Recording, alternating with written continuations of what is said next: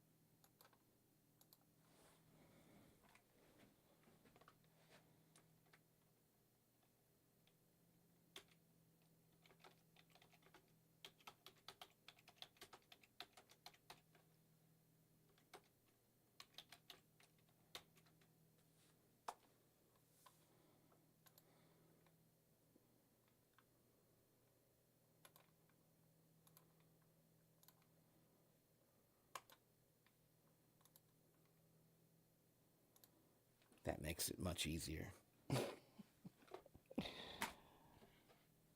All right.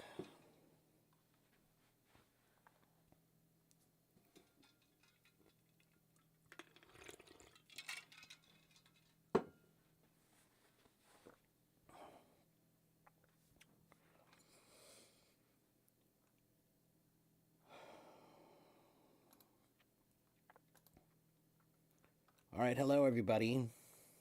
Hello, Tom and Orchid and Megana and Serena and Al Farouk and Iva and Marwa and Min and Van.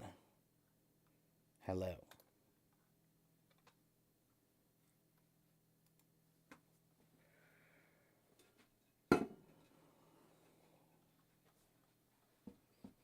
When you ask, I answer. That's how this works.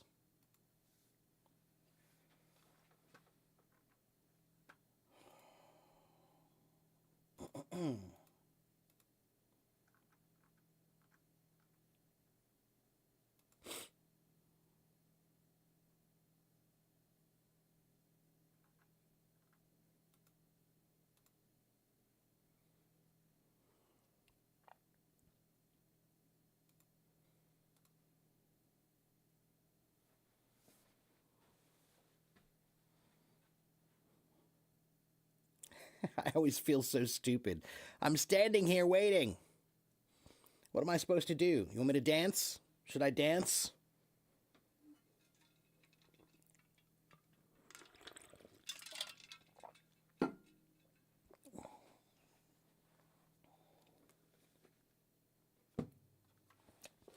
I will read my book until you ask a question. Nothing controversial, okay? Because this is Hello Talk. We don't do anything controversial here. So if you ask me about politics, I'll probably just kick you out. If you ask me about things that are really controversial, like war or stuff like that, nope, not talking about that. But if you ask me about anything about English, fine. Anything about language, fine. Anything about learning, fine. Anything about culture, fine. Probably. Okay. Yesterday, someone was asking me about relationship advice. You know, I don't know why anyone would ask me about relationship advice, but okay.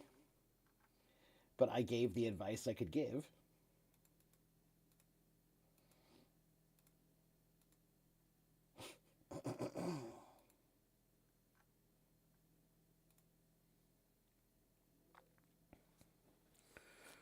Okay, so Jika says, what grammar should students study in advanced level? Well, that depends on what your goal is with language. Like, why are you learning English in the first place?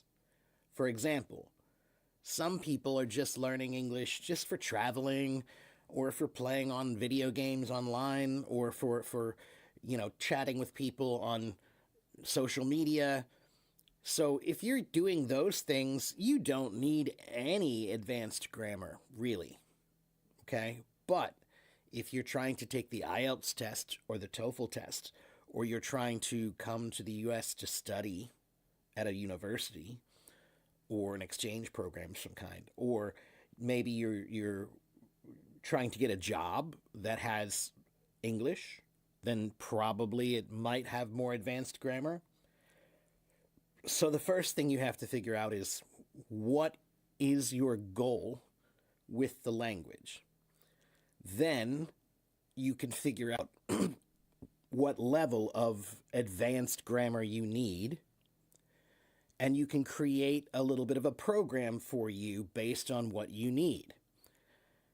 Okay, are you doing business English? Are you doing academic English? Research papers? Thesis papers? What are you doing that requires advanced grammar? Okay. Once you know what your goal is and you know what your um, area is, academic, business, whatever, then you can start figuring out how to do that.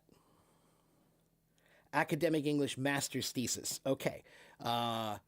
So what I would say is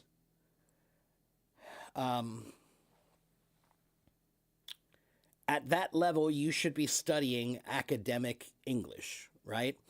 Um, and a lot of that means you need to read those papers. I think a lot of this is just being familiar with the way of language, right?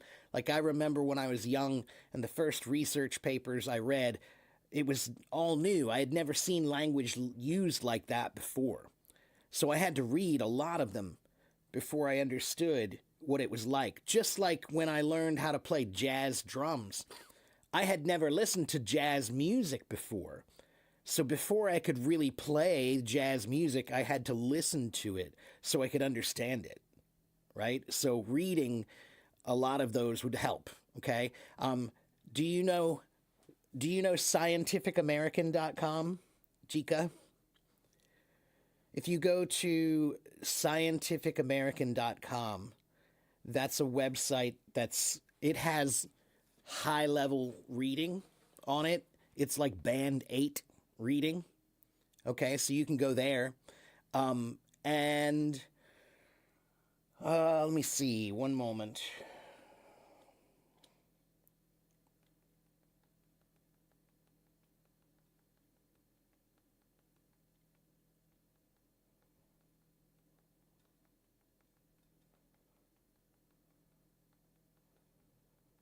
Oh, I know a couple other sites. Wait a minute.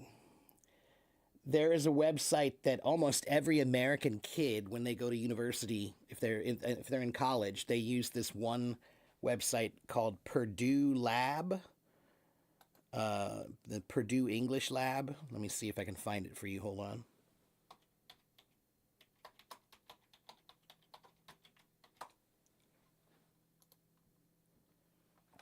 So here is this website.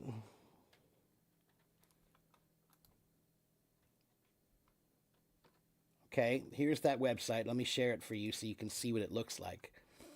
Okay, and on this website, if you go up here and you look over here, look, general writing, research papers and citations, avoiding plagiarism, resources, graduate writing, subject specific writing, job search writing.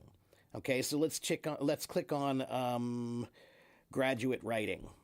Okay, so what is writing? Graduate writing, introduction to graduate writing topics, graduate writing genres, thesis and dissertation. Okay, up here we can go to general writing. Look, general writing resources, grammar, punctuation. Okay, there are a lot of great things here. So this is all, almost every American university kid, they use this website when they're in college. Okay? So that's where I would start. Okay? Now, next question was Megana was saying, how can I be more confident?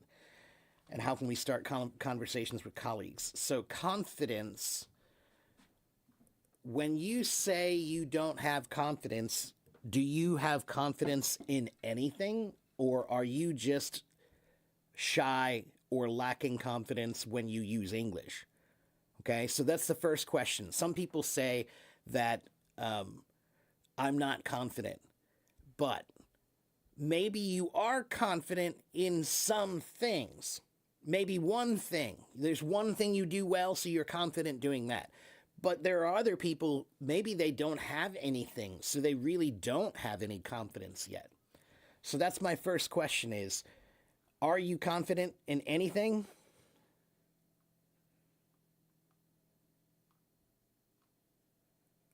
So you just lack confidence in English. All right. Okay, so that means you do have confidence. All right. so then um so then probably many times people say, I tried, Teacher Mark. I tried to do this, but I can't. I couldn't do it. But then I ask them, how many times did you try? So that's what I'm going to ask you now, Megana, is how many times did you try to start a conversation? How many times did you try to speak? Never. Ah. So now my next question is can you ride a bike? Are you able to ride a bicycle? All right. And when you first started riding a bike, were you confident? No. Nobody is confident when they start riding a bike. How do you get confident?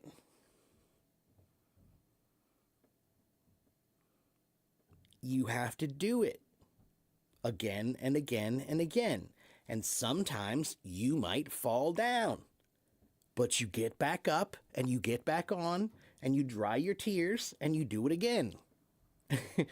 And that's how you became confident. So now you have to think about English the same way. You have to get on that bike, and every once in a while you're going to fall, but you have to get back up and do it again until you're confident. All right? So my point is this. Many people say, I tried, I tried, I tried. And I say, how many times did you try? And sometimes they'll say 5 times or 10 times or 50 times, or maybe they say 100 times. And they think that's a lot. Every time they always say, oh, I did it 100 times. And they think that's a lot. And I tell them, if you didn't do it 1,000 times, then you didn't do it.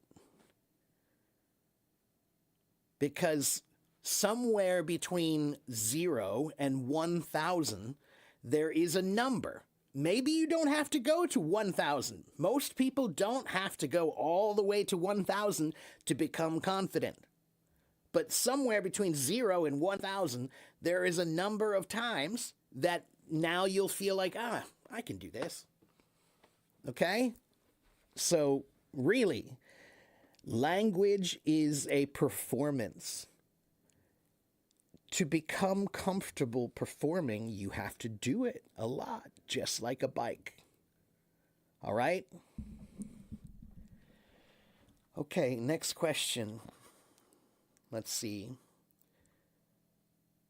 And then in general, the other thing I will tell people about confidence is confidence as a basic thing is to get confidence, you must have a goal. You must do something, right? So you have a plan, you have a goal, you try to do it, and hopefully it works. And then when you finished, you say, wow, I have this great feeling. I did something. I was able to do something. That is confidence. And now you can take that confidence, which is like an energy. It's a kind of energy. Confidence is an energy. Now you can take that and you can use that energy to do something else. Okay? Confidence gives you the energy of I can. I can do it. So if you do it once, now you have this I can. Oh, look, I can do that. So if I can do that, maybe I can do this. All right? Show my thermos.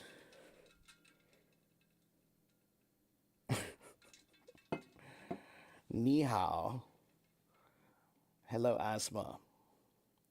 Hello, Lola. Hello, Zohal. It's not easy to read these. Of course, it's not easy to read those, Sushi.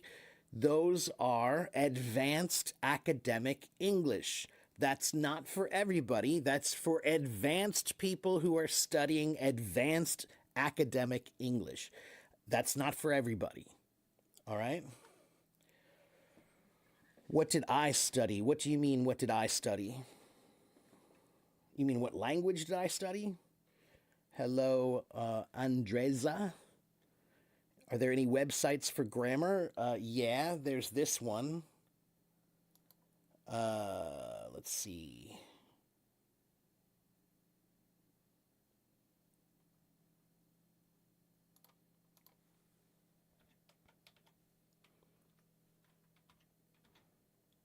There are many websites for grammar. Most of them are on my website. If you go to my website and click on resources, then click on grammar, you'll find a lot of links to study grammar. But the other one that I give everybody is this one. This book is online for free. This is my favorite grammar book. This is the book I use to teach everyone. Okay, that grammar book, Basic English Grammar. Okay? Okay, next question. And then Zohal, if you finish book 1, book 2 is also online, I believe, if I remember right. So you can do book 1 and book 2 of that series online. Okay? Hello to everybody who showed up. Is there a specific rule for using synonyms, such as a synonym for the word maybe? No, there are no specific rules, Al Farouk. Synonyms are definitely a choice, right? Like the word, if I say happy, you know, oh no, let's choose another one. Let's do big, right? Big is a very common adjective, right? Some people say, oh, it's a big bike, right? But there are many ways to say big, right? But maybe I like to say huge, but you like the word giant. Is one better than the other? No. That's just completely your choice. If you want to say this is a huge pizza and I want to say this is a giant pizza, they're both correct completely. It's just whichever one you prefer. Now, it's not always that way. There are some times when you would not want to use one word over another. For example, if I say, I feel sad today, sad is that's what's a feeling we know, right? But is sad the same thing as depressed? If I say I feel sad, is that the same as saying I feel depressed? No, right. They're not exactly the same. They're related. They're related, but they're not exactly the same. So synonyms are like family. When you find the family of words that are related, right? So that means that some words, like the word happy and cheerful, those are pretty close to the same. I feel happy, I feel cheerful. Those are almost the same. Okay? Fine.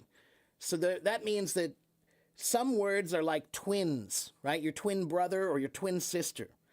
Some words are like an older brother or older sister or younger brother or younger sister, right? They might have come before you, might have come after you, and maybe they have a very close relationship, but not the exact relationship, not the exact same meaning, right? Maybe it's the father and the mother of the word, or maybe it's a cousin of the word, okay? So synonyms are a family, and some of your family is close relation, and some of your family is not closely related, right?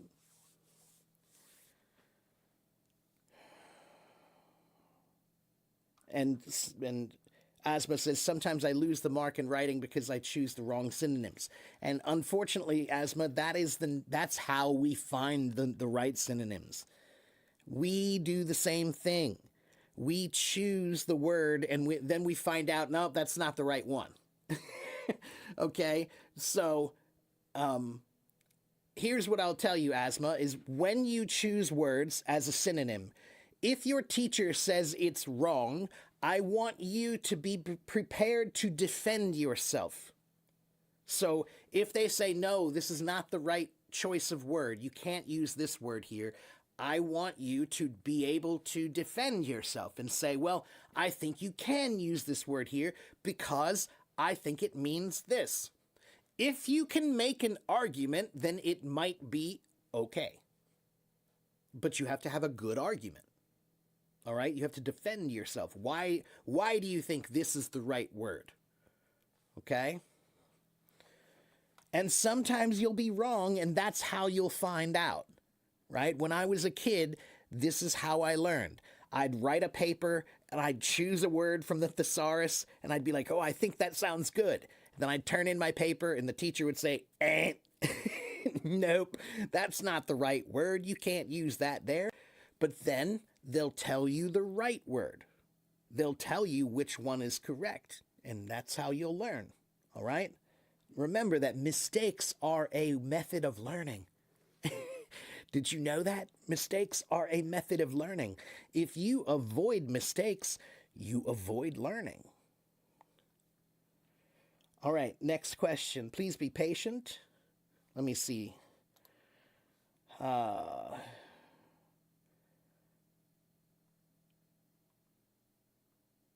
Anna. Hello, everybody. You're very shy to speak in English. You're kind of afraid to say everything wrong. Well, do you know what the best way to get over that is? You should say everything wrong. Andreza, if you say everything wrong and you just get it out of the way, just go ahead and say it all wrong, and then you can say it wrong as many times as you want. It's not so scary.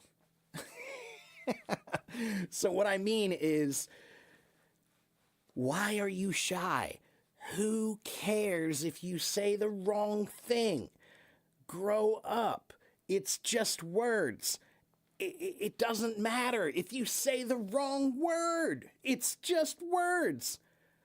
You don't wear diapers anymore, do you?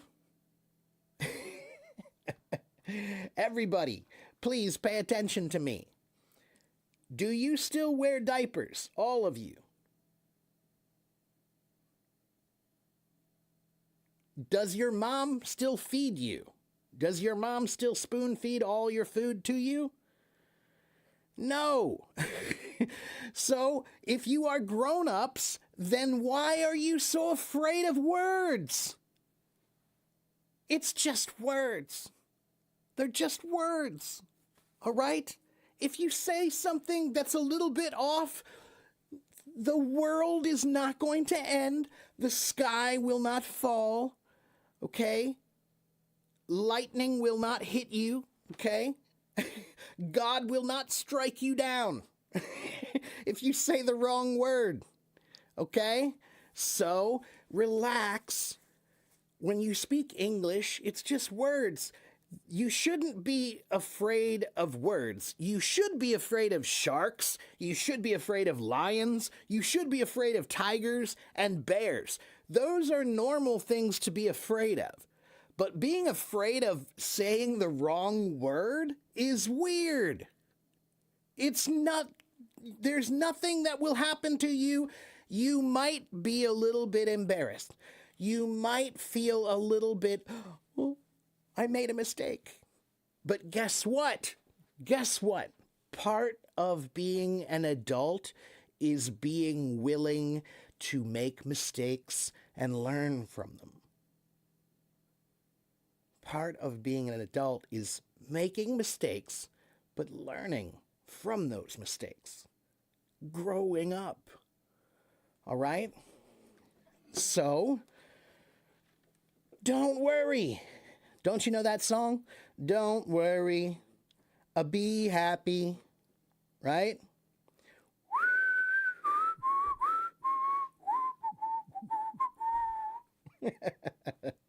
Something like that. All right? All right, be patient. Be patient. I'm talking to everybody, so you have to wait until I get to your comment. All right? Okay, let's see. Andreza also says, what do I think about apps like Pingo AI for practicing speaking? I've never tried that one, but I use AI to practice language all the time. AI is great. I think you should use it. Okay? I think that you can argue about whether it's perfect all day long, but while you're arguing, use it. All right? Hello, Vasily. What's the difference between at the end and in the end? Well, that depends on the context, Joe Corito. So, at the end of the book, the family all lives happily ever after. Okay? But in the end, we all need to make a choice. So, in the end is kind of more figurative. It's more like, hold on, let me check something.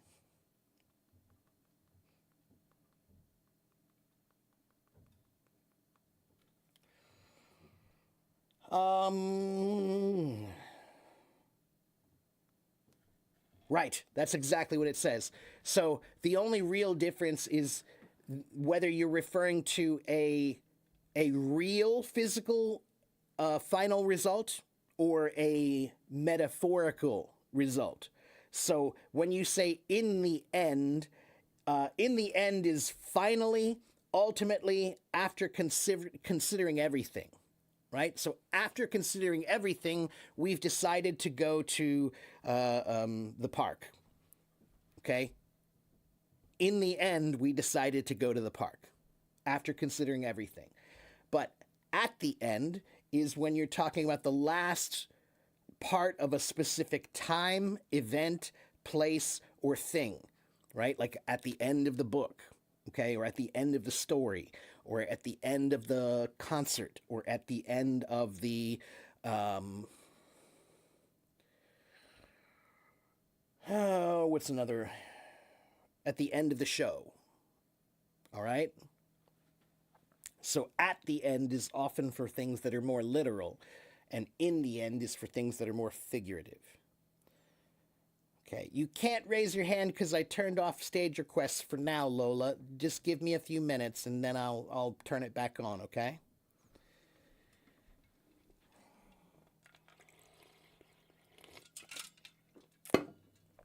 I have good morals. Well, I try to have good morals, but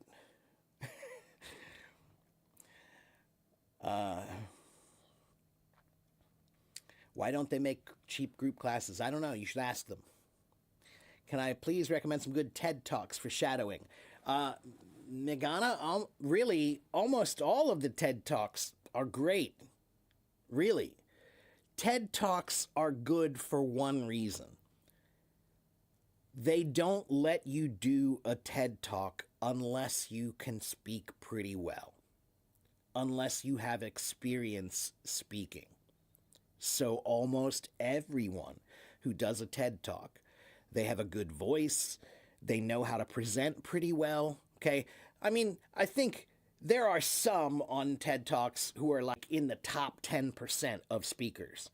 And then there are some that are kind of in that maybe 70 to 80% top range. But there's still, if it's above 70%, then that's worth watching. Okay? So all of them are good. And you should think about it like they're musicians, right? Every musician has a different style, right? So there are 100 drummers, but every one of those drummers plays differently because they're all different people. So speakers are the same. You can listen to 100 different speakers on TED Talks, and each one will have something that's their character, their style. And you can learn from that. All right? Hello, Anna. Hello, everyone. Wa alaikum assalam. Okay.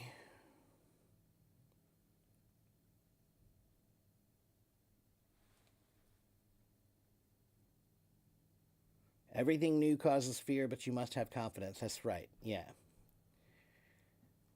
Irregular verbs are fun. Yeah, they're another weird thing about English. Yeah. You have a question about using past perfect tense and past perfect continuous. Okay, I get this question a lot. One moment.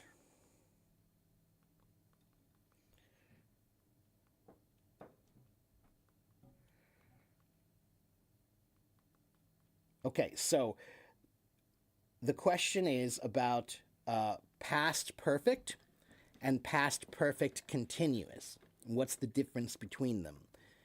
And the first thing you have to understand is, what does the word perfect mean? When we're talking about English, what does perfect mean? Tell me what perfect means. That's the first thing you have to answer. A perfect time. Yeah, that's one way to use perfect.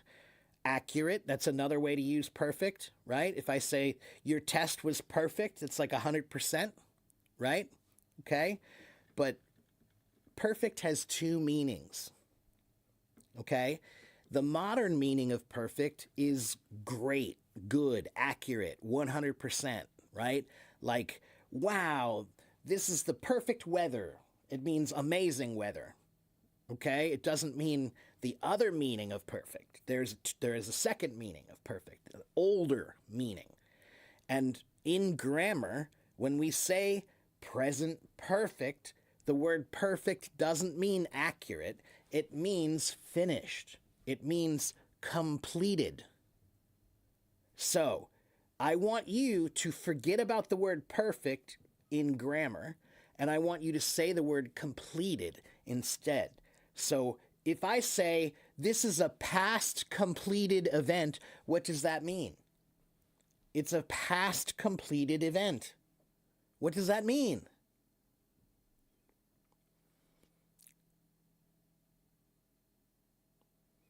Past completed.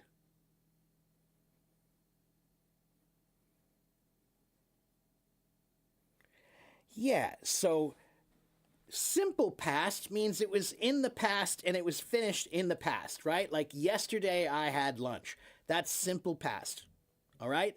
But then we also have past perfect, which is something that was in the past but finished in the past. Then there's past perfect continuous, right? Or present perfect continuous, where we have sometimes there are things that you just finished recently, right? So for example, if I say, she had left when I arrived. She had left when I arrived. So this is talking about something that was completed in the past, right? So I got there, but when I got there, she left, right? She had left. Or perhaps another one would be, so the difference is, if I say she had left when I arrived, that's past perfect. But if I say she had been waiting for 2 hours before the train arrived, we're talking about present, and then the past, and then she had been waiting for 2 hours before the train arrived. So you have to think about different time periods, right? Anything that is a simple time period, simple tense, it's going to have one time period, right? So present tense is in the present, one time period. Past tense is in the past, one time period. Okay, future tense is in the future, one time period. But when you say present perfect or completed, right? When you're talking about, present perfect or present continuous, when you're talking about those are talking about 2 time periods or even 3 time periods. Okay? And it's a little bit confusing, but it just takes a little bit of practice. But the most important thing that you need to understand is that the word completed is what you should say for perfect. Perfect makes you confused. When you say the word perfect, you don't know why. It's perfect. Why is that perfect? What's perfect about it? Because you think perfect means great, but it's no. This is a different perfect. This perfect comes from the Latin word perfectum. Perfectum means completed or finished. Okay? So, like for example, wait a minute. Really, Google really does suck anymore. Um,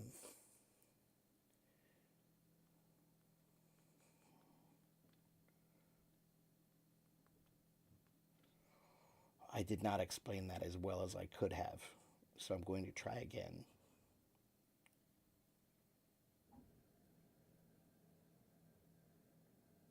Still doesn't explain it very well.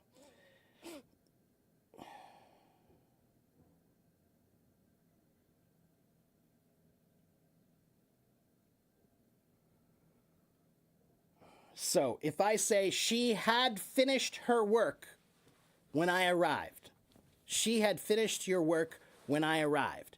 That means the work was already completed when I got there. So something was completed in the past. That is past completed, past perfect. Okay? Then there's past perfect continuous. This is one if I say, she had been working for hours when I arrived. So now we're talking about the most important thing is how long had she been working? We're talking about something that happened for a long time in the past, right? So it was something that happened in the past before I got there, in the past, right? That's all in the past, okay? So past perfect is used for things that you're talking about. The work is already finished. It's already finished. It's completed, right? But if you say she had been working, now it's past perfect continuous, okay? And that is focused on how many hours had she been working, the duration, how long, right? So that's why it's continuous, because it was a duration, all right? Yeah, this is a confusing one. But the most important thing is if you just forget about the word perfect and just say completed, it makes a lot more sense. Okay? Past completed. That means things that were completed in the past. Present completed means things that you just finished just now. All right? You just finished it just a few minutes ago. Okay? That's for present completed. Okay? All right. All right. Ooh, I'm sorry that took so long to explain. Now, again, please be patient. I need to go back and see what other comments or questions that I missed. How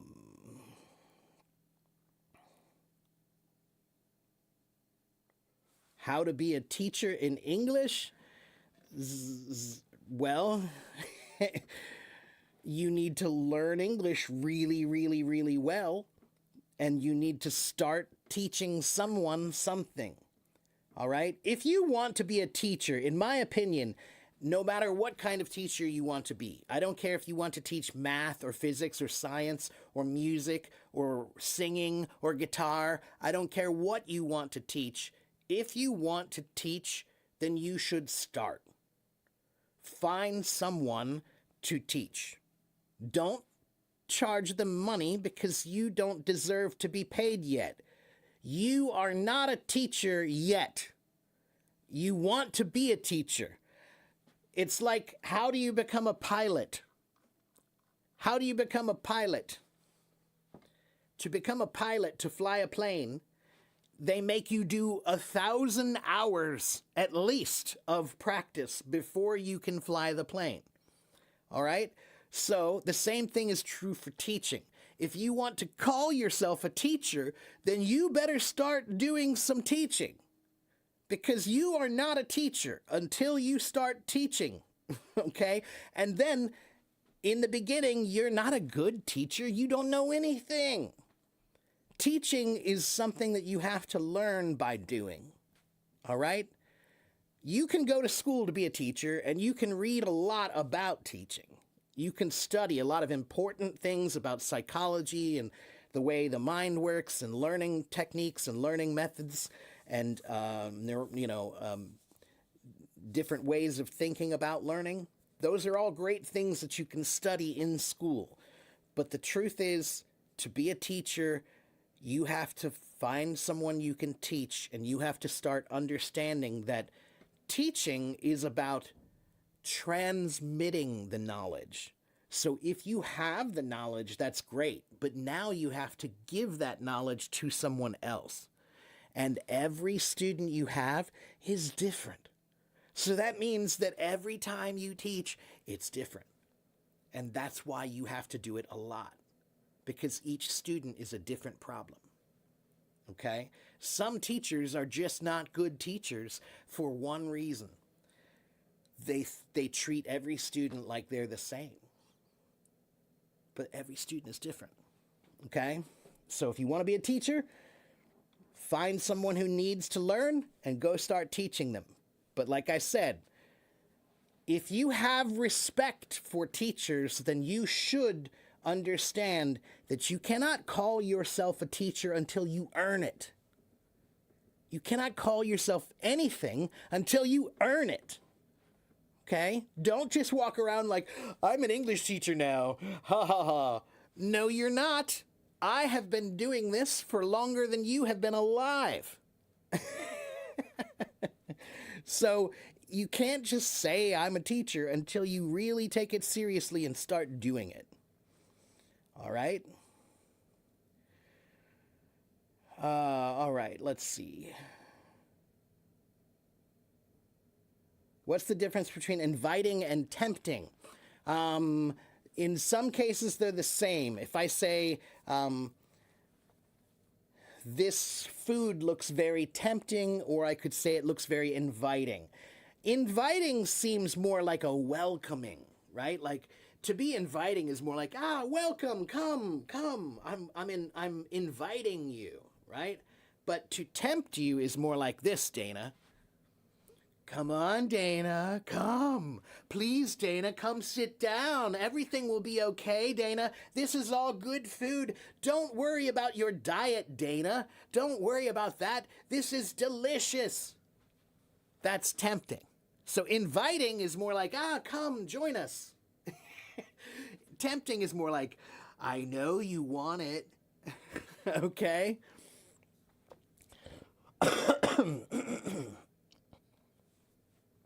What's the difference between aggravate and exacerbate? Aggravate should be A-G-G-R-A-V-A-T-E, for one, the spelling. But to aggravate and exacerbate, let me think about that. What's the difference? To aggravate someone basically means to annoy someone until they're angry. Okay? If I say you're aggravating, it means you're really annoying me and making me angry or frustrated or upset. Okay? To exacerbate just means to make something worse. Okay, so to aggravate could be to exacerbate, right? If I aggravate the dog, right? But maybe the dog is barking, roof, roof, roof, and now I'm yelling at the dog. I'm aggravating the dog, okay? But then my friend comes in and he starts yelling at the dog too. Now he's exacerbating the situation. I'm aggravating the dog and he's exacerbating the situation. Means to make it worse. All right? Now, I want to look at the etymology. I want to look at the history of those words very quickly. Aggravate is related to the word aggression.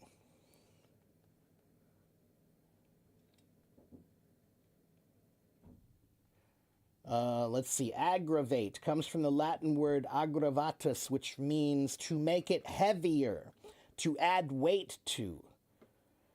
Oh, interesting. Oh, so to aggravate means to make a bad situation worse, right? So imagine you are in a boat and the boat is sinking, right? There's a hole in the boat, okay? And now I gave you a big rock, and now I put a big rock in your boat. Did I make it better or worse?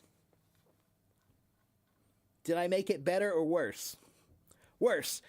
In this case, I'm aggravating the situation because it's more weight. It's more weight, right? That's the original meaning of aggravate, means to make it heavier. Like the situation is already bad and now you're adding a rock to make it heavier. All right? So that's why I said sometimes the word aggravate and exacerbate can be used interchangeably, but it depends on the context. Okay? Now let me look at exacerbate. Exacerbate comes from exacerbation, exacerbationem, which means to irritate, to provoke. Well, that's interesting. Okay.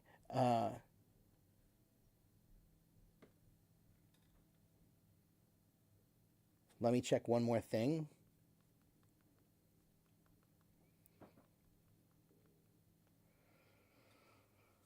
Okay.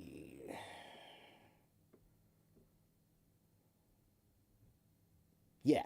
So that's what AI says, pretty much the same thing I did, which is that in many cases, exacerbate and aggravate can be used interchangeably, but exacerbate is usually used for situations or problems or feelings. So if you cut the budget, that will only exacerbate the crisis. Okay? That'll only exacerbate the crisis. So for a situation, we say that's going to exacerbate the situation. It's going to exacerbate the problem. It's going to exacerbate the feeling. Okay? But aggravate is when we say you're making a situation worse by being annoying or irritating. Okay? So you'll say, it really aggravates me when people talk loudly on their phone. It really aggravates me when people talk loudly on their phone. Okay? There we go. Okay. Are those C2 level words? They're at least C1, maybe C2. Okay? Next question. Thank you for the gifts, everybody. Thank you for the gifts. And please be patient again. I am trying to answer all of the comments and questions. Hello to everybody. Thank you so much. Okay.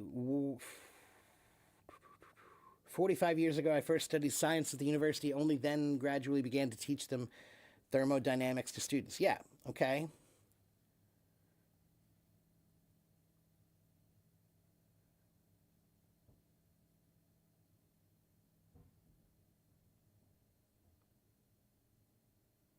In my city, those people like to call the workers, example, the plumber, they call him a teacher. That's right.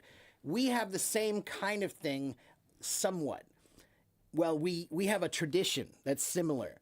A long time ago, we used to consider people to be an apprentice.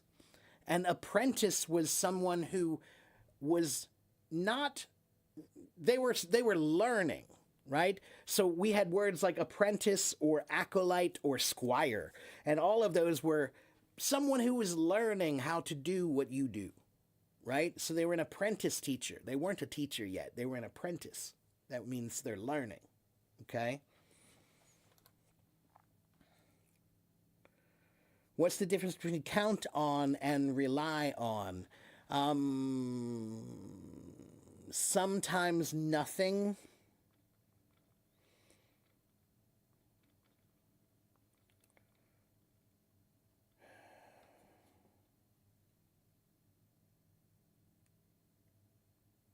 Count on is a phrasal verb that's usually used for specific events or immediate expectations. So, for example,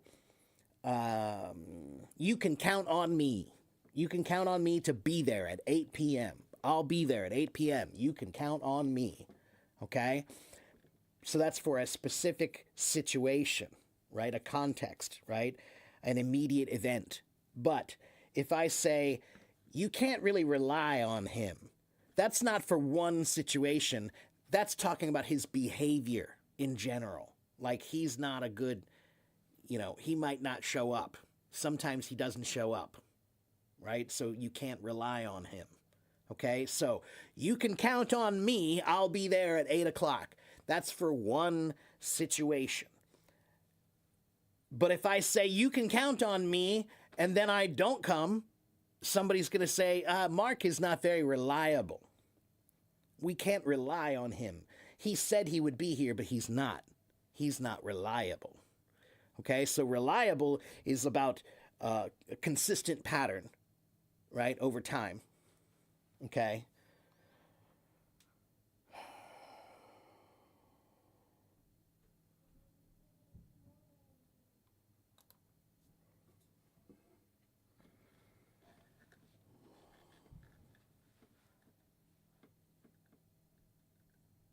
Mu'alim means a master, a highly skilled. Right. Yeah, we have the same kind of thing. Yeah. Yeah. Okay. Now, again, if you don't know who I am, I decided something last night. I'm going to try to make something this week. I'm going to make a PDF, and it's a PDF that will be like a introduction to who I am. Like, who is this guy? What is he doing? How long has he been here? When is he online? Why? What kinds of questions does he answer? What does he usually do when he's here? What are his websites? What are his links? I'm going to make one PDF that has everything. And I'm hoping this will help, because every time I do live streams, there are many people who are regulars, right? They're always here, right? Waleed comes all the time, right? There's lots of people who are here all the time. But there are also new people every time. And when there are new people every time, it's very hard for me to teach, because all those new people ask those same questions again and again and again.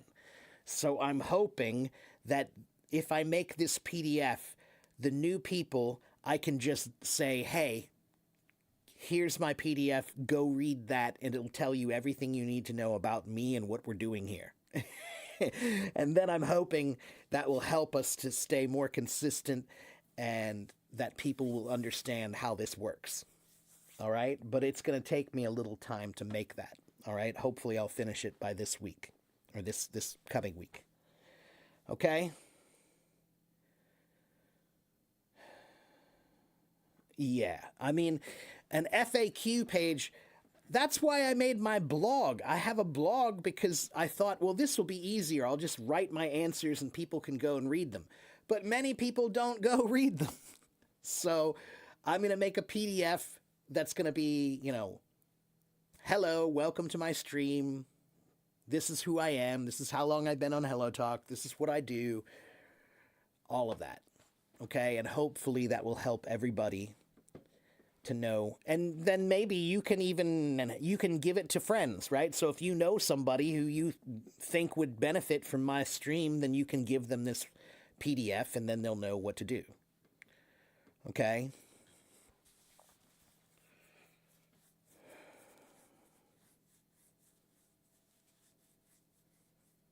Oh, interesting, Waleed.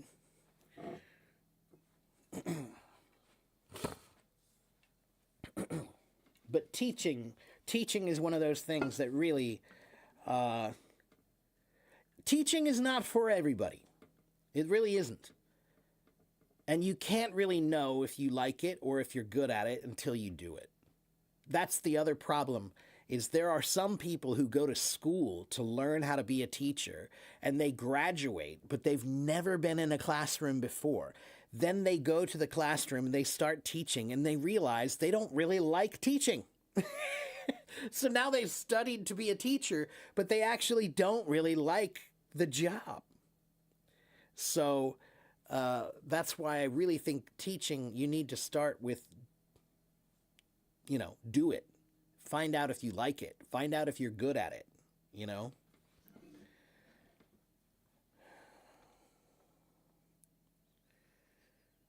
Will there be a link for joining my live stream? There will be there can't be a link to join my live stream, Zohal, because every single live stream is a new link. right? So every time I do a live stream, it's a different new link. So I can't just give one, unfortunately, but I can give my information, my profile information, my HelloTalk information, and then you can follow me on HelloTalk, and then you'll get notifications about my streams. Okay?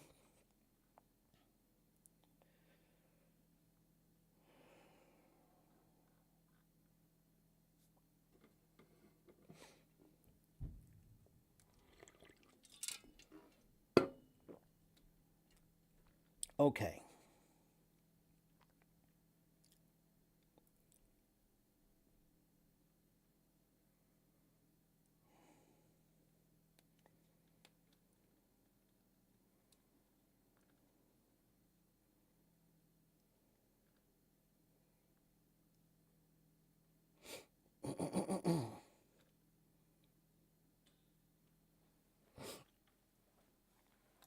How do you know if you're good at something? What if a person keeps trying to do something not knowing if it's their thing? Okay, how do you know if you're good at something? Are you curious about it? That's really more important than if you're good.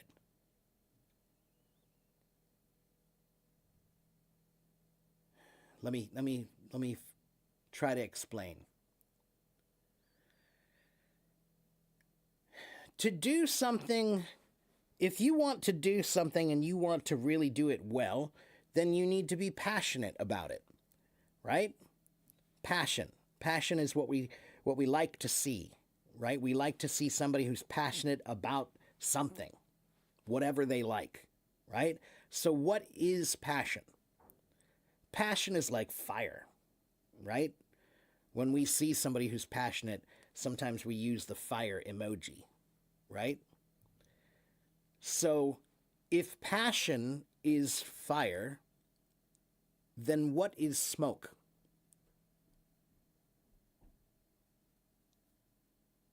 If I'm walking through the woods, and I smell smoke. I smell smoke.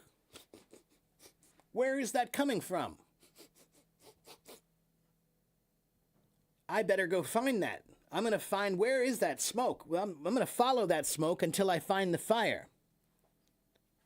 Smoke is curiosity. If you follow the smoke, you will find the fire. If you follow your curiosity, what are you curious about? Whatever you are most curious about in life, that's the thing that you're passionate about. And it doesn't matter if you're great. It does not matter if you are talented or not. It only matters if you love it. Because if you love it, you'll become talented. Talent. There's a quote that I used to say, and now I forgot it. Bob Ross. Talent is...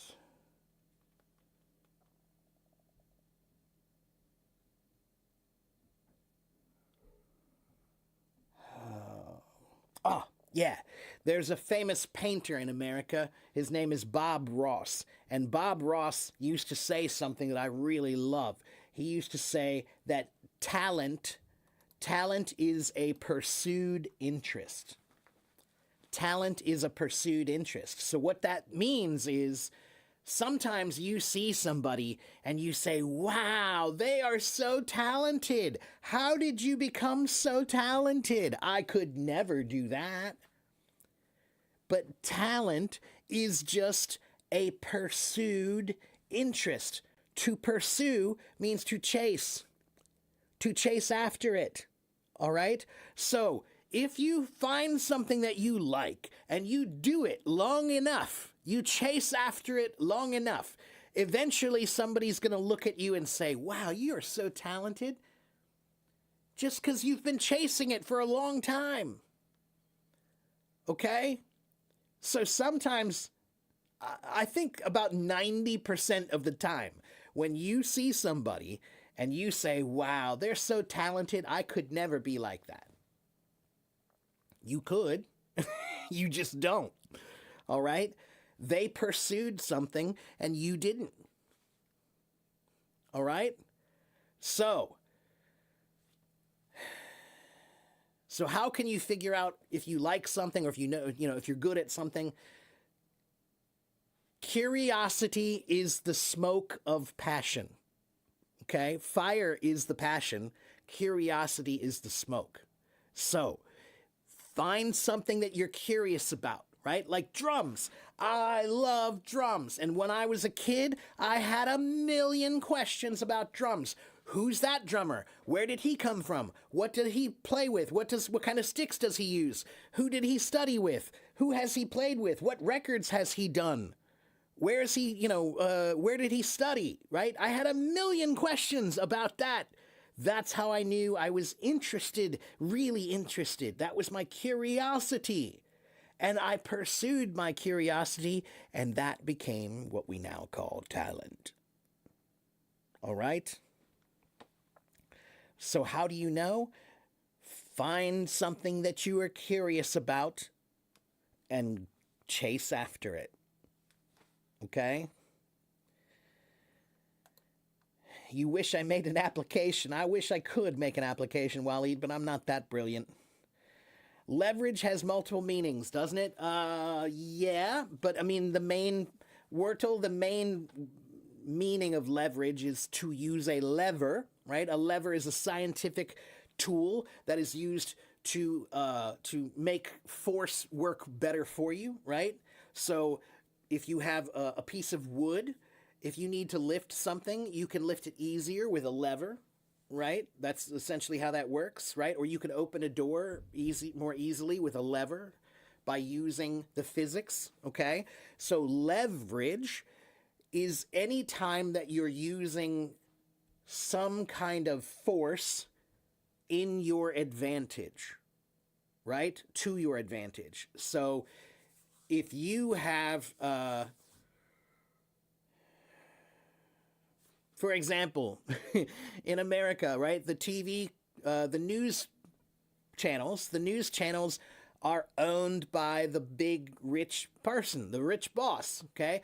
The rich boss owns the news. So that means he has leverage over them. He pays their salary. He owns the company. So he has power over them. That's leverage. All right? Anytime that you have some advantage that you can use as a force against someone else to benefit yourself, that's leverage. Okay? The English language is opening doors. Yeah, you can say that. You can say the English language is opening doors or does open doors. Or you can just say the English language opens doors. Yes, that's right, Steph. Talent is a pursued interest. That's right. Talent is a natural predisposition to any activity. I don't know if I would say that. It's not a natural predisposition to any activity because, I mean, there are some activities that I don't have interest in and I'm not particularly good at, right? You do have to recognize that there are some things that you seem to be better at than others. That does not mean you cannot do those other things. It just means that somehow your abilities and your knowledge fits more with a few of these activities. But these other activities don't line up with your knowledge and your abilities very well, so they're a little harder for you. That doesn't mean you can't do them. Okay. How long is this live going to be? Oh, I'm sorry, Lola. You still wanted to try to talk to me today, didn't you? I'm so sorry. I forgot about you. Are you still there?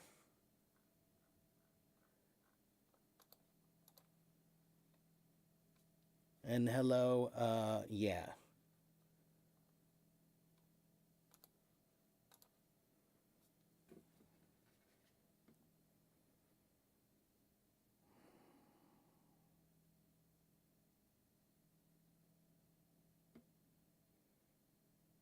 Thank you, Alsakia. Or is it Alsakea? That's a pretty name, too. or an interesting name. Okay, are you still there, Lola? Lola, Lola, la la la la Lola. I'm sorry, Lola. I must have forgotten about you.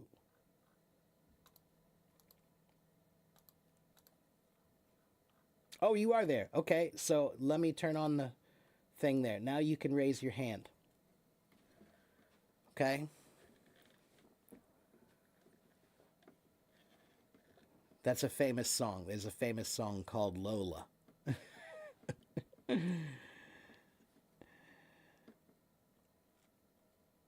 Will you get a better job after improving your English communication?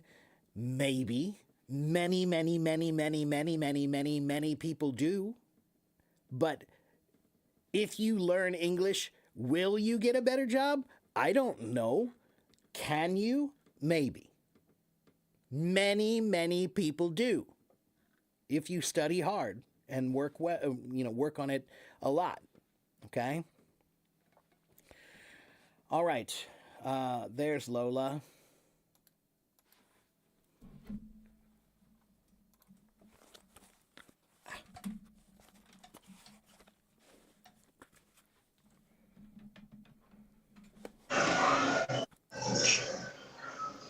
Hello, Lola. Hello, teacher Max. How are you today? I'm pretty fine. Good. I I'm really happy that I'm able to talk to you again. And it's nice to talk to you too. And you said you were all nervous about talking, right? Yeah, I am still nervous, Okay. So and my heart beating gets really fast when I try to talk to anybody. why? I Why? don't know, maybe because I'm the shy type. Okay, but it's just talking. Yeah, I It's just know, talking. but I'm just not used to it. Okay, so then what does that mean? What you just said important words. You just said I'm not used to it. Yeah, So then what does that mean? I need to practice, get used to it. That's Yeah. right. That's exactly right. Yeah, you just answered your own question. Okay? That's why I'm on stage. I'm trying to That's get used to it. that's right. Yeah, Lola, remember, sometimes I talk about riding a bike, but the other analogy that I use sometimes here is I talk about swimming.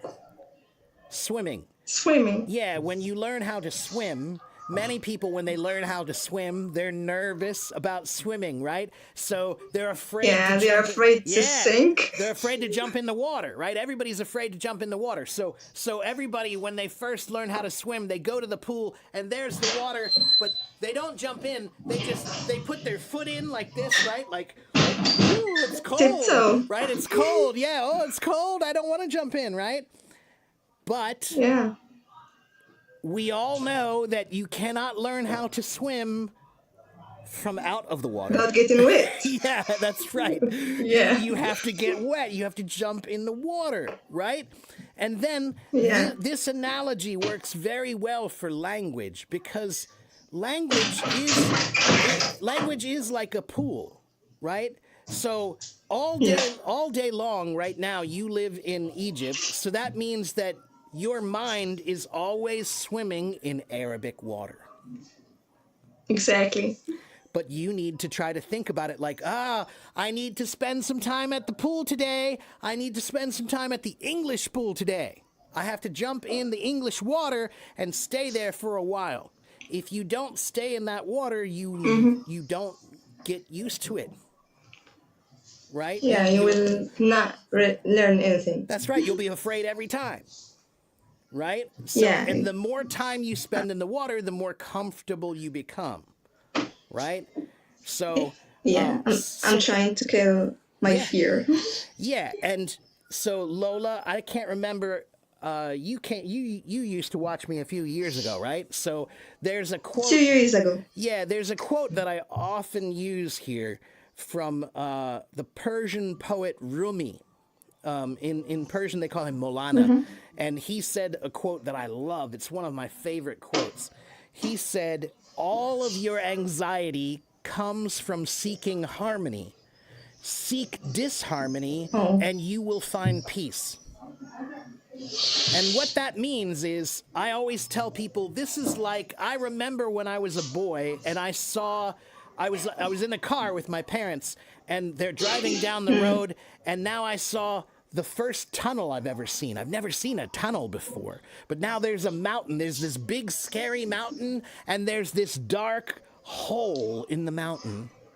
And we're about to drive yeah, through it. And every kid, when you first see a mountain and you first see a tunnel, you're like, oh, this is scary. Is the mountain going to fall on me? And you're like, I don't know. I feel like this is dark and scary. But you go through the tunnel, and as you go through the light, you see the light way down there, and it starts getting bigger and bigger and bigger, and then you're through the tunnel. And once you're through, then you go, oh, well, that wasn't so bad. Right? It wasn't that scary, so I can do that again. So the point is, if you want to oh, become the master of your fear, you can't drive around it. You have to go through it. you're right. Okay? And so this is like every musician. When we're young, we learn how to play a musical instrument. It's a performance. So I have to get on stage and perform in front of people. And I remember when I was about 16 years old and I had to get on stage for the first time, and I was scared. But then I had to Yeah, do it again and again and again and again. And each time you do it, you get better. You get more confident. You feel more comfortable. Right? It's all about exactly. becoming comfortable. So, to become comfortable, you must be uncomfortable. It's the paradox of comfort, everybody. To become comfortable, you must be uncomfortable. Okay? That's good advice. Yeah. Yeah, indeed. So, and Wurtel says, oh, because the consequence is drowning.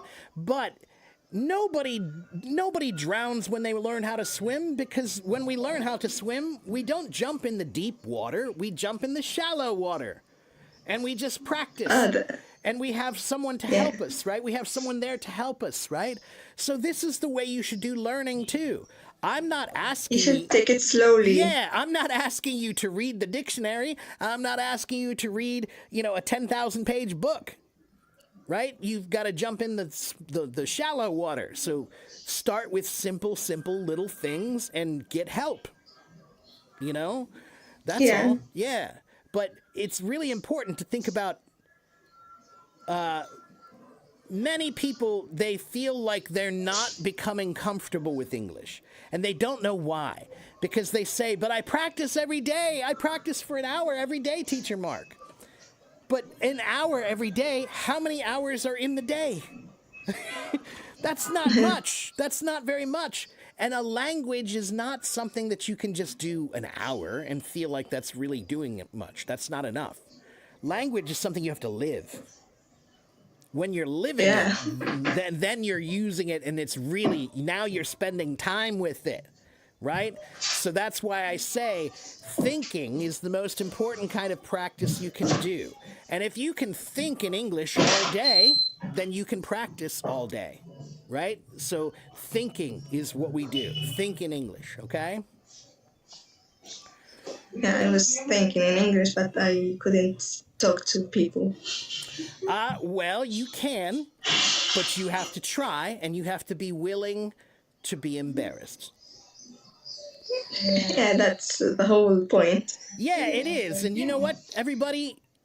Embarrassment has power over you. Why do you let embarrassment have power over you? I don't know. Yeah, so look, let me show you what I mean. In this world right now, about 80% of the problems that are caused because people want to be cool. Everybody wants to look cool. So that's part of why you're Exactly. shy. You want to be cool. You don't want to look embarrassed. Being embarrassed is like, oh, no, that's not cool, right? But the thing Yeah. is, what does being cool mean? Being To cool be means perfect. no, no, no, no. Let me tell you where the word cool comes from, everybody. The word cool it comes from jazz music. Okay, around the 1930s, 1940s in America. Let me, for a minute, Lola, I'm going to mute your microphone for just a minute because of the background noise, okay? But I'm going to tell you this story, okay? So the word cool comes from the history of America. In America in the 1930s and the 1940s, it was a very racist country. It's a racist country now, but it was much more racist back then. And if you were a black musician, you're a jazz musician, you have to perform. You've got to travel and you have to perform in public.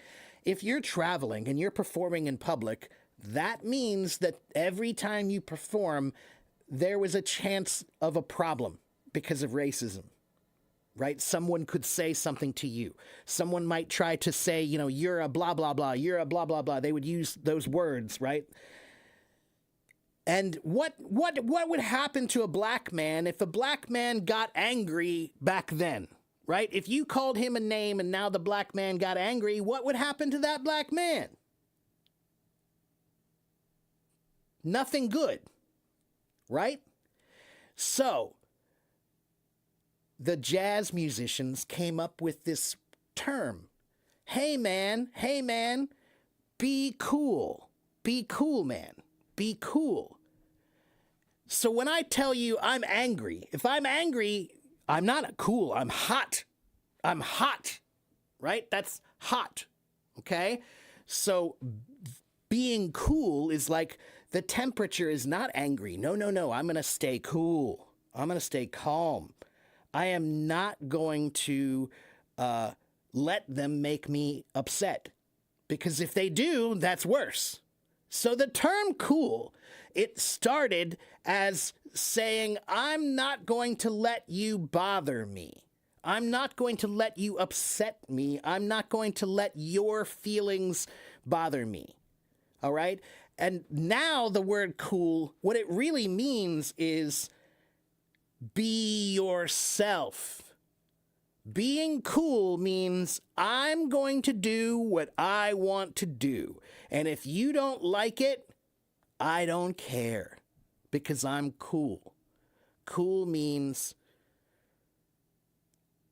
I'm me, and that's okay. You be you, I'll be me. That is being cool. So here's the thing about being cool. As soon as you try to be cool, you're not cool anymore. So when you see those guys who wear the sunglasses and they have the expensive clothes and they have the nice car and they think they're cool, that is not cool. No, that's the opposite of cool. You are trying to look cool. If you try, you lost. As soon as you try to look cool, you lost. Now, why am I explaining this? Why am I telling you this? Because this is why you're embarrassed. This is why you're afraid. Because you want people to think, oh, she's so good. But if you don't care, if you are cool, then you will just focus on what you need, Lola. Don't worry about them. Be cool. Understand? Okay, Lola? Let me turn your mic back on. I think it's back on. There we go. So, I hope you understand, Lola. I got it. Thanks. Yeah, I'm gonna try to be cool. Yeah, really. To be me, I mean. This is a very important lesson that I want to teach because there are billions of people, especially guys, who don't know what cool means. They think cool means trying to impress other people, Dina. That's right. They think cool means buying expensive cars and expensive clothes and money and looking like you're some kind of a movie star or something. No! Being cool means I am me, and if you don't like it, too bad. All right? And guess what? That is power. When you feel like I'm me, so what? Now you're not embarrassed. Now you can do what you want to do. Yeah. Okay? You can have power to be yourself. That's a wonderful thing. All right? All Okay. right. So, Lola, you did it. You came on stage and you talked to me. And guess what? It'll be easier next time. All right? Yeah, but I didn't say much. But you didn't have to. You said enough. You said enough. All right? And you sound good. You sound fine. You made the first step, Lola. You made the first Yeah, step. So now the next step will be easier. All right? for sure. Yeah, absolutely. All right? And again, you know, one of my jobs as a teacher is to make people comfortable because I can't. How are you going to learn if you're not comfortable? So one of the Mm. that's one of the things I try to do is I try to make everybody feel comfortable. You know. So Yeah, that's our problem in Egypt. People really judge you when you make mistakes, so you don't feel comfortable. yeah, I know, but you need to rise above that and you need to be cool. Yeah, All right? Remember what I'll cool try my means. best. Cool means don't be affected by them. Don't let them bother you. You do what you need to do. Okay? Correct. All right. All right, Lola, I'm going to let you go and come back and see me again sometime, okay? Oh, okay, All it's right. nice to Nice to see you talk to you too. again. Yeah, take care. Bye bye, Lola. Bye. Okay, next, let me go back and make sure I didn't miss any comments or questions.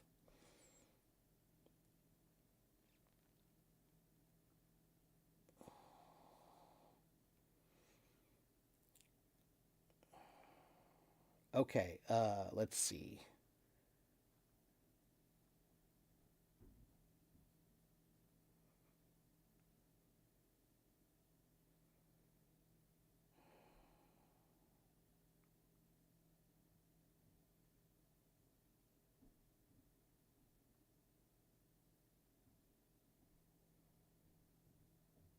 Yeah, the Green Book. Yeah, that's a great book to read.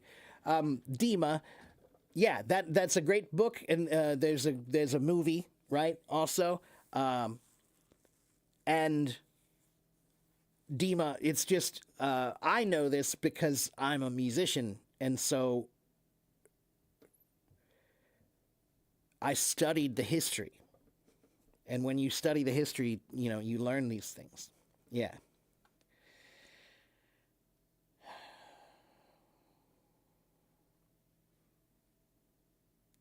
Okay, take care, Dana. Being a teacher has a bit of psychology. Being a teacher has a lot of psychology.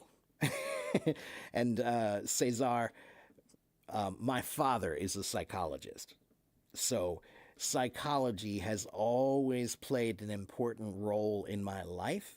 And I think that it made a big difference for me when I became a teacher because I naturally already thought about psychology because I grew up in a household like that. So I when I started teaching, when I began teaching, I already was thinking about psychology from the beginning, and that makes a big difference. Yeah. All right. Does anybody else want to come talk to me?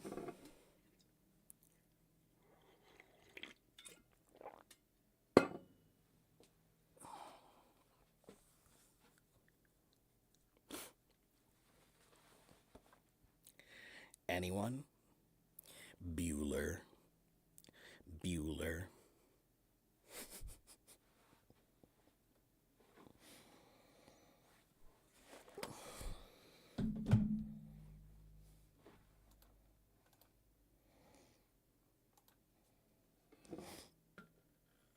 Wayne, do you know what that's from?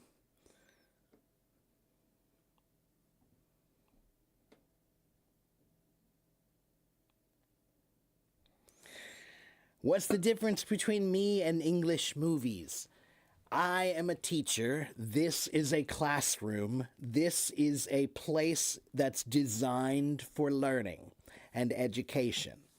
Movies are not. Movies are not designed to teach you anything. They're definitely not designed to teach you about English. So when they make a movie, no one is thinking, oh, I don't know if this English is good enough. No one is ever thinking that because movies are not for education. Movies are for entertainment. So, you want to use entertainment for education. That is the problem. You are trying to use something that's not for education as education. That's why it doesn't work well, because it's not designed for that. Okay?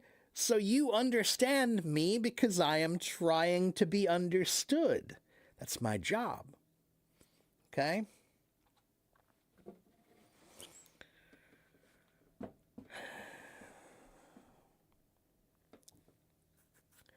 Valerie, I appreciate that compliment, but I'm just a simple man.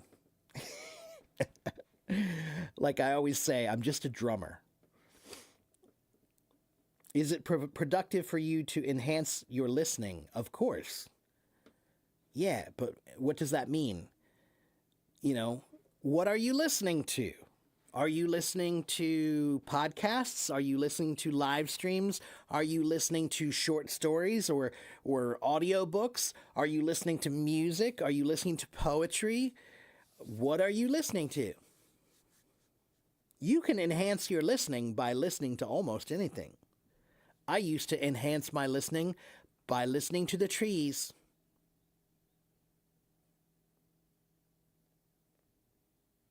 Oh, you do know. You know the movie Ferris Bueller's Day Off?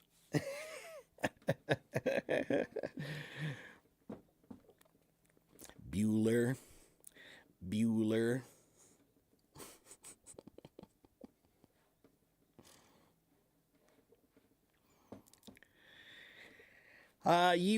You're a little bit worried about learning other languages. You would like to learn it, and you're living in Paris since 5 days ago. Okay, so guess what, Ingrid? You're living in Paris. You don't have a choice. If you move to another place, you have to learn the language. Okay? I don't care who you are. If you move to another country, you must learn the language. That's like the most important thing you need to do. All right? So, start simply. You're in Paris. Start with simple things. Just bonjour, right? Merci beaucoup, right? S'il vous plaît. Simple things that just simple words, okay? Start with simple.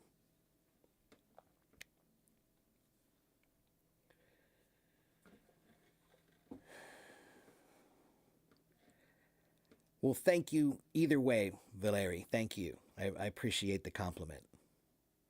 Or the observation.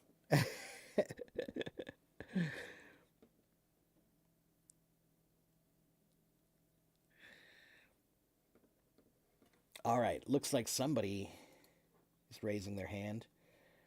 Good night, Wayne.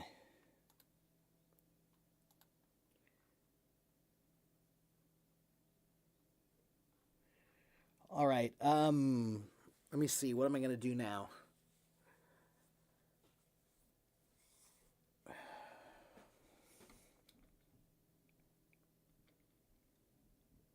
Oh, I know what I need to do now. How many of you are new? Who is new? If you are new, write me. If you are new, write me.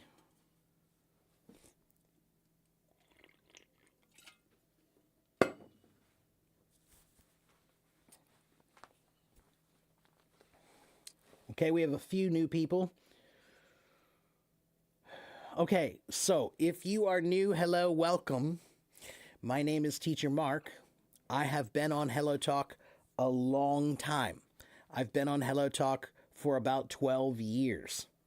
I've been live streaming here for about 6 years. And I have about 88,000 followers on Hello Talk, okay? And they follow me because I teach English. I am one of the real teachers on Hello Talk. There are not too many, but there are few, okay? I have a YouTube channel. Here is my YouTube channel. Here is my website. And here is my blog. And if you want a grammar book, if you need a good grammar book to get started, this is a free grammar book online. That's my favorite grammar book. So go to my YouTube channel. There are more than 1,000 videos that you can watch.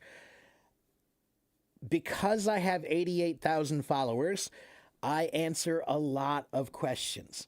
I answer questions about everything: grammar, vocabulary, pronunciation, reading, writing, listening, speaking, confidence, public speaking, job interviews, accent. I answer all of those questions, okay? Thousands of questions I have taken here, all right? All you have to do is go watch some of my videos and take some notes, okay?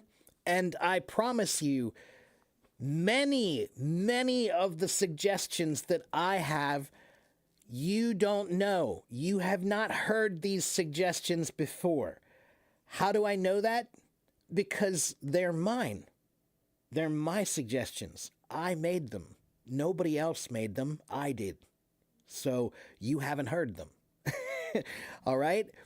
So, and on my website, let me show you my website.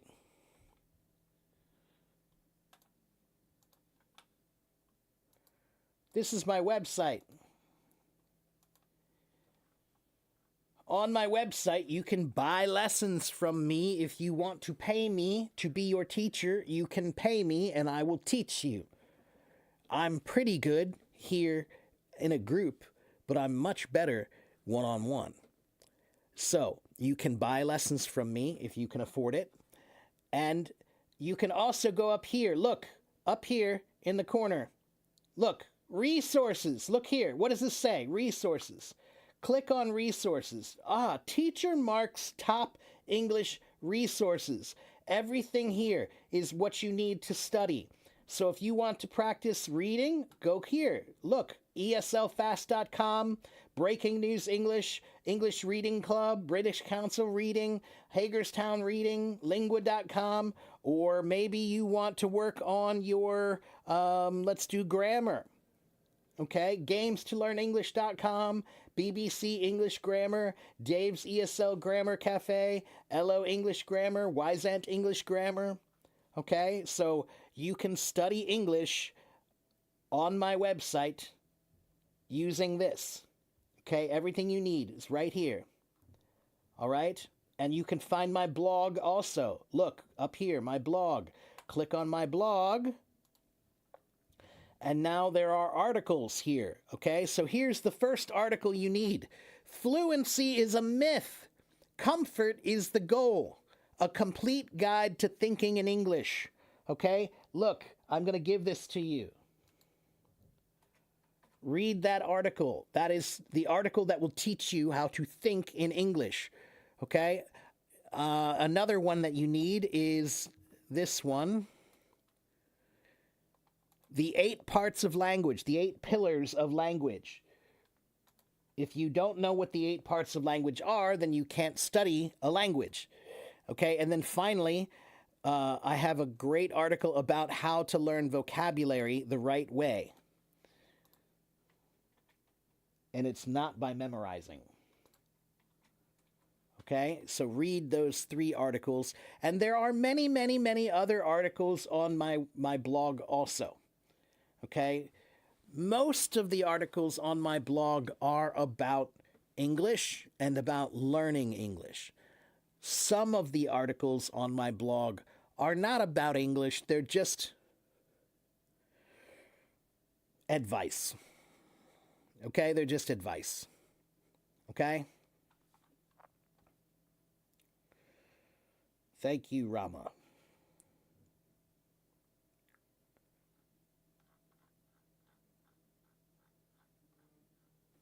Okay. Um,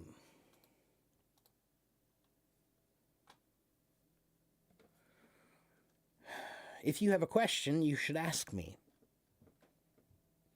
I'm much more helpful if you ask me a question. If you don't have one, why not? My job is to answer questions. I'm the teacher. Your job is to ask questions. You're the student. If you don't have questions, why not?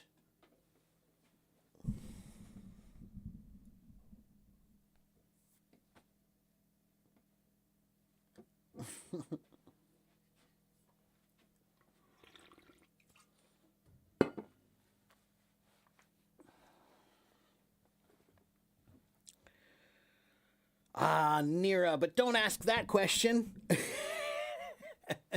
Nira, that's a lazy question. How can I be good in English? If you're going to ask a lazy question, then I'm going to give a lazy answer. So my answer, Nira, is come watch me Monday, Tuesday, Wednesday, Thursday, Friday. Take notes.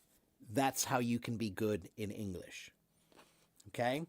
How can you use get? Eddie, there are too many ways to explain get. Get. Let me see. Get has far too many uses. Let's see.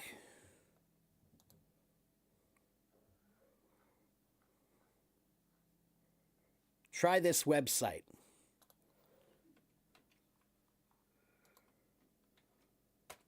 Try this website, okay?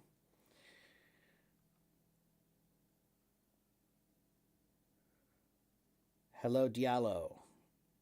What sources should you study for passing the Duolingo test? I don't know. I've never taken it, so I don't know. I can't answer that question. Okay? Why was I so angry last time? I don't know. What are you talking about? Ruslan, I am a passionate teacher. So that means occasionally I will yell. All right? But it's not anger, everybody. It's passion. Please notice the difference. If I am angry, believe me, you will know. All right? But if I'm yelling at you, it's not because I'm angry, it's because I'm passionate. And it's because I want you to understand how serious it is. If I talk like this the whole time, okay, today we're going to talk about present perfect tense. Present perfect tense is one of the major tenses in the English language.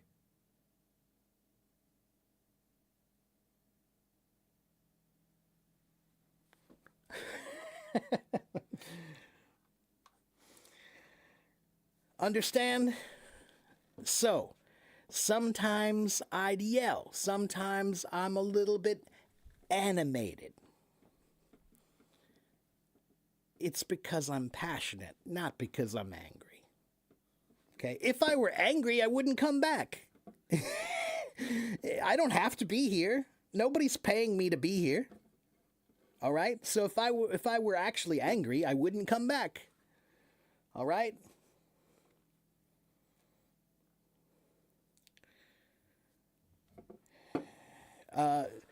Gearguess, you want to know if my web is fully paid or if there's anything for free. Everything that I just gave you is all for free. My YouTube is for free. My website is for free. My blog is for free. That's why I'm poor.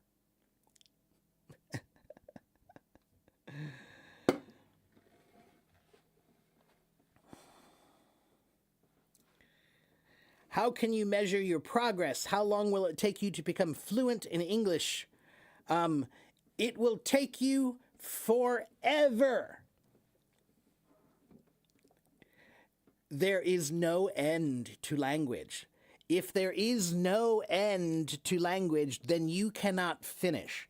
If you cannot finish, then why do you keep asking how long it takes? If I study Hindi,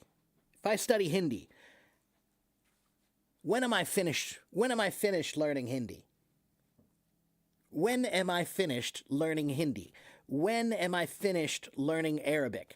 When am I finished learning Chinese?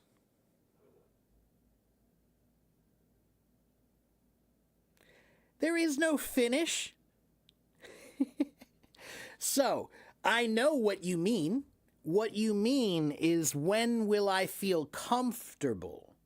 When will I feel comfortable using it? That's what you mean. That's different for everybody. Okay? Some people will become comfortable very quickly. Some people it takes a long time. All right? It depends on many things. I don't know your ability. I don't know your background. I don't know your skill level. I don't know how much time you practice. I don't know what materials you have. So how can I tell you how long? How can I tell you? I can't. But what I can tell you is, if I learn the piano, I'm never finished learning the piano. If I learn the drums, I'm never finished learning the drums. If I learn Chinese, I'm never finished learning Chinese. If you learn English, you're never finished learning English. Okay?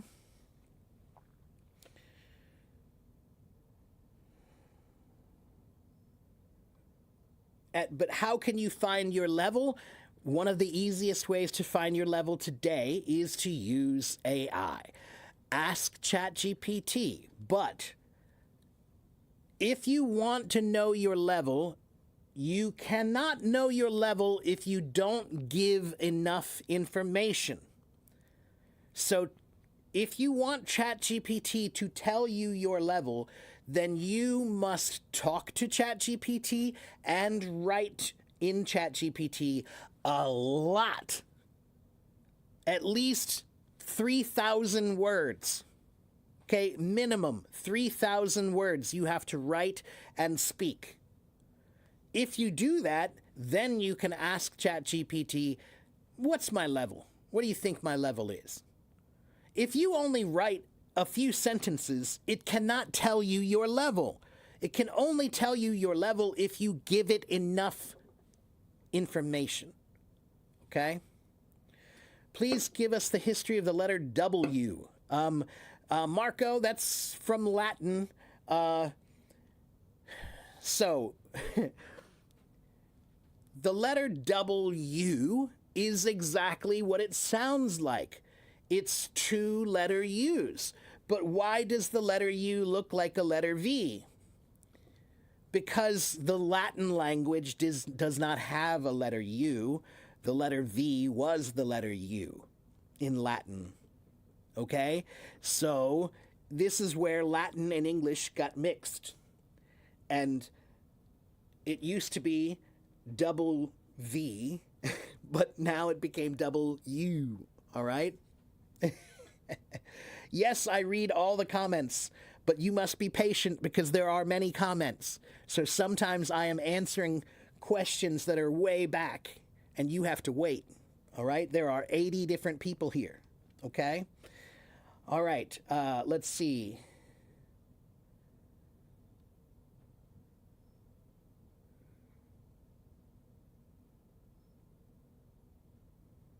You're beginning in English, sometimes you have a headache. Yeah, because learning is hard. And sometimes learning makes your head hurt because you're trying so much. Okay? It only gets better if you do it more. Okay? Mona Lisa, if you're only doing it a little, then you'll always have a headache. But if you do it a lot, then the headache will go away. All right? What's the difference between adjectives and adverbs of manner? Okay. So adjectives are words that describe nouns, right? So when we say the big table, the small chair, right? Those are words that describe a noun. They tell you more information about the noun. Adverbs tell you about the verb. Okay, so adjectives give you more information about the nouns, and adverbs tell you more information about the verb, right? So, for example, if I say, he walked to the park, he walked to the park. Oh, how did he walk to the park? Oh, he walked slowly to the park. Slowly is an adverb that tells you how did he walk, talking about the verb. Walking is a verb. So how did he walk? He walked slowly. Okay? Adverbs always answer the question, how did they do that thing? Okay? But adverbs of manner, let me find my list.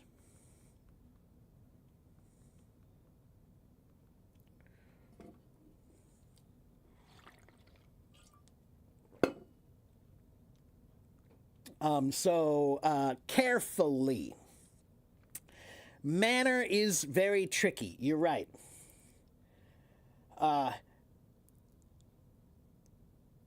So it seems like they're saying the same thing, but they are not. Again, it's the way you do something. Manner means the way you do something. So an adverb of manner is like, how is he driving? Oh, he's driving carefully or recklessly or dangerously. Okay, that's the manner of the way you're doing it. Okay, but again, it's talking about the verb. That's all. Understand? How could to go from B2 to C1? Okay. Every level of English is a neighborhood. Okay? If you live in a small neighborhood, it does not take long to learn that neighborhood. You know, if there are only 20 houses in your neighborhood, then you say, "Oh, look, I know all 20 of these houses. I know this neighborhood." It's a small neighborhood. So A1 is a small neighborhood. It's not hard to learn quickly. A2 is not too big either. It's a pretty small neighborhood, right? So you can learn A1 and A2 pretty quickly. But B1 and B2, those are very, very big neighborhoods. Okay? That's the difference between a small village and Tokyo. All right? So you can finish A1 level pretty quickly. You can finish A2 level pretty quickly. But B1 and B2 have a lot more to learn. So it takes a lot longer. So when you're in the B1 and B2 neighborhood, that's like when your parents are on vacation and they're driving and you're the kid in the back of the seat and you're saying, "How long is it going to take? When are we going to get there? Are we there yet? Are we there yet? Are we there yet?" That's you. Rithwick, that's you. You're saying, "Are we there yet? Are we at C1 yet? We keep driving, but we're not there yet." It's a long drive, man. Okay? So to drive from A1 to A2, that's a short drive. A2 to B1, short drive. B1 to B2, pretty long drive. B1 to B2, B2 to C1, long drive. Very long drive. So that's the first thing you need to understand, is that maybe there's nothing wrong with where you are right now. You could be exactly where you're supposed to be. You just think it's taking too long because it's a long drive. So you're that kid in the back. Are we there yet? Okay? Can I pronounce the word gauge? To gauge something. The word gauge is a verb or a noun. A gauge is a device that's used to measure things. And to gauge something means to try to measure something in some way, right? To gauge your ability, okay?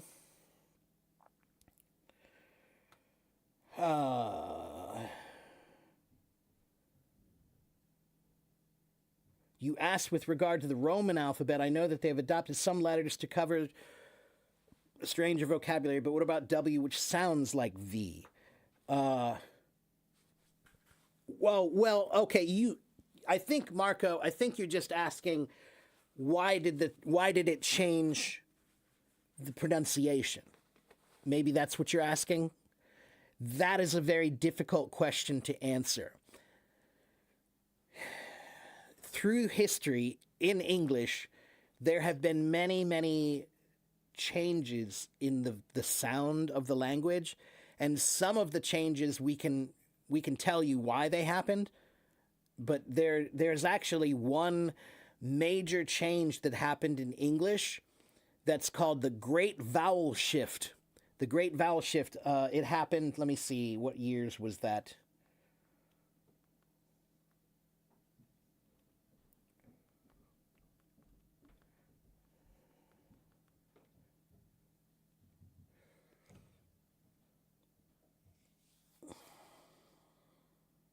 Somewhere between the year 1400 and the year 1700, the English language had a major change in pronunciation. And the crazy thing is, we don't know why. We still don't really know why it changed. We talk about it a lot. We've been discussing it for a long time, but nobody is really sure why the language suddenly changed so much. Okay, but that was called the Great Vowel Shift.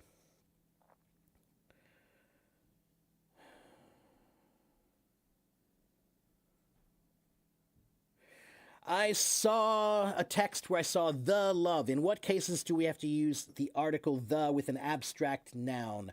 Okay, that's a good question. Hold on.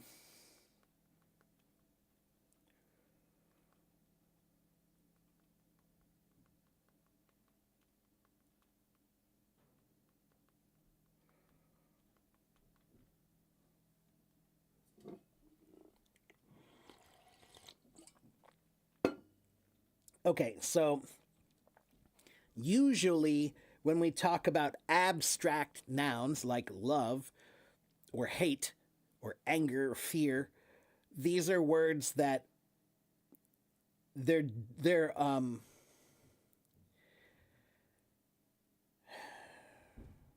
they're specific or they're qualified or they're limited in some way.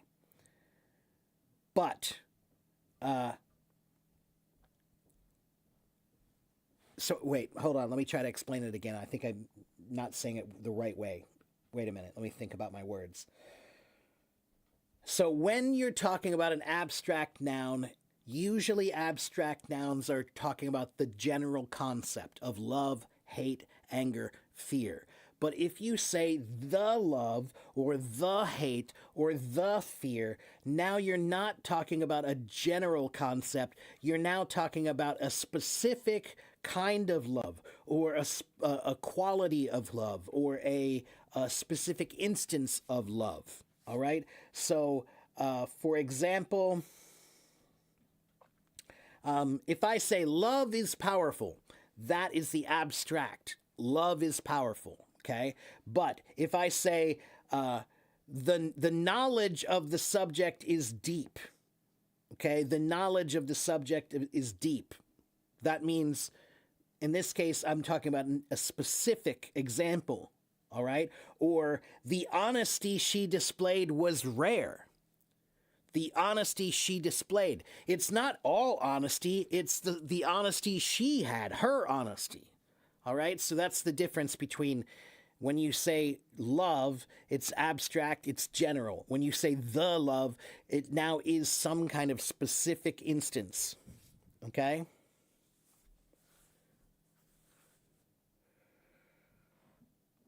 Hello, Isa. Gauge is the word. Gauge. G-A-U-G is pronounced gauge.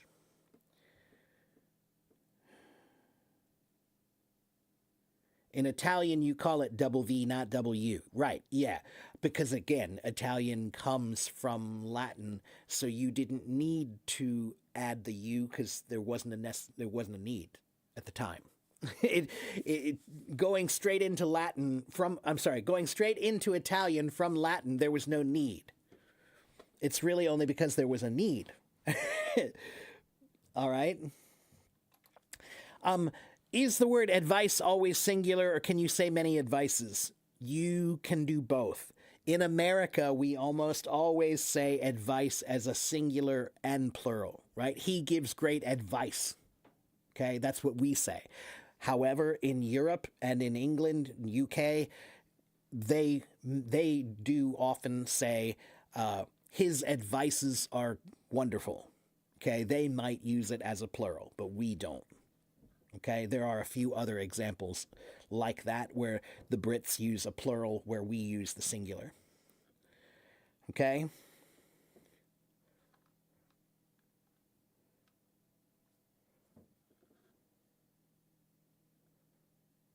What's the difference between a most and the most? A most is if I say a cup, I want a cup. I want a cup. That's any cup. I don't care which cup. Any cup. You have many cups, I want a cup. If I say I want the cup, that means a specific cup. I don't want that one or that one or that one. I want the cup. Okay? Or maybe I'm saying, bring me the cup. That means maybe there is only one cup. It's that one. There is no other cup. There is only one, the cup. All right? So a is general, any. I need an umbrella. I want to eat a banana. Okay? That's a banana. Any banana. I don't care. Did you eat the banana? That's the specific banana. If I say, did you eat a banana? That's any banana. If I say, did you eat the banana? That means there was a banana here that was mine, and someone ate it. Did you eat the banana? Okay? Or maybe it wasn't mine, but it was a banana that was there. Okay, next question. Do I watch Finding Your Roots? I do. I love that show. Great show. What's his name? Louis Gates Sr.? Is he senior or junior? I always forget. He is a brilliant man, and he has a wonderful voice, and that is an amazing show. For many, many reasons, that's a great show, Finding Your Roots. Gauge is not pronounced as gaze. Seeker, listen. Gauge, gauge. Gaze. Not the same. Okay? Gauge, gaze. Okay?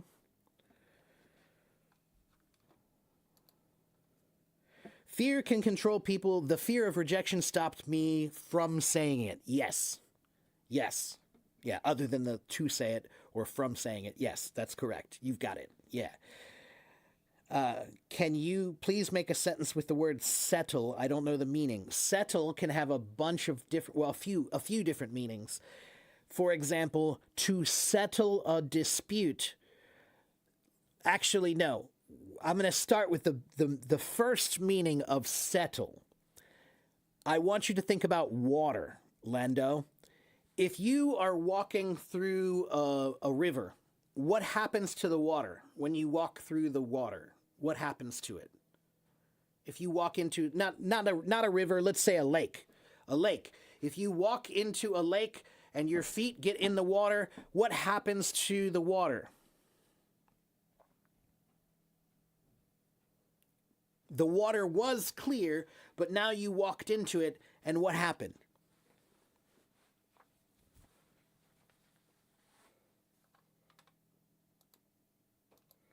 The water became muddy, right? Like all the mud came up, and now there's all this mud in the water, right? But then you step back, and now what happens to the water? The mud will... What's that called, Lando? You walked into the water, so now the mud became dirty, the water became dirty. Now you stepped out of the water, and now the water will settle. So one meaning of the word settle means when something is disturbed, and then it falls back to its natural place. Okay? The water is settling. Okay? That's one meaning of the word settle. Another way to use it is to settle a dispute, an argument. Two people are arguing. So that's like the water. The water is churning. The water is muddy. They're arguing. So you come in and you say, I'm going to settle this dispute. You're not right. You're wrong.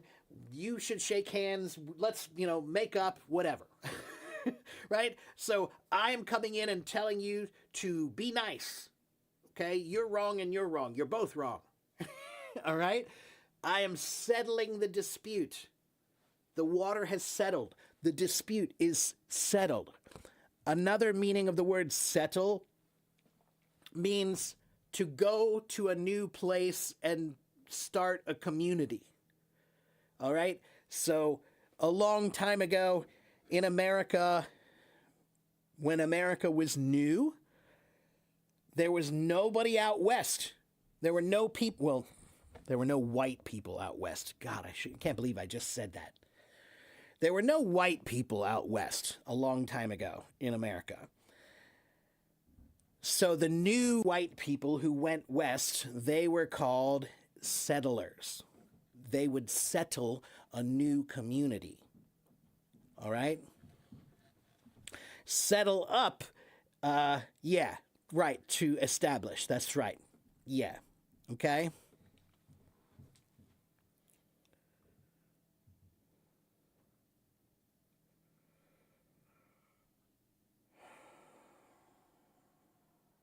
Okay.